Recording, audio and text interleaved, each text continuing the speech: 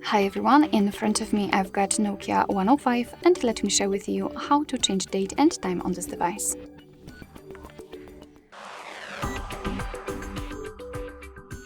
So first of all we have to open the settings, and you can do it either by pressing the menu and finding it, or simply press go to, so the left button, and to the settings, highlight them and select.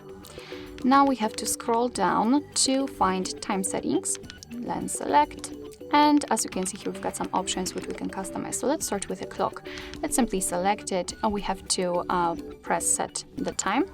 And as you can see here, just by going up or down we can change the hour, and then let's go right and change the minutes.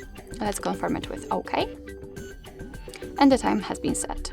We can also change the time format here, so let's simply select, and you can decide whether you want to use 24-hour format or 12-hour format. So simply highlight the option you want to set and press OK.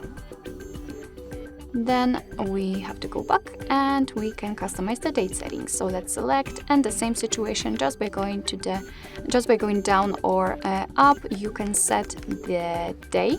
By going to the right you can set the month, and right again we've got the year.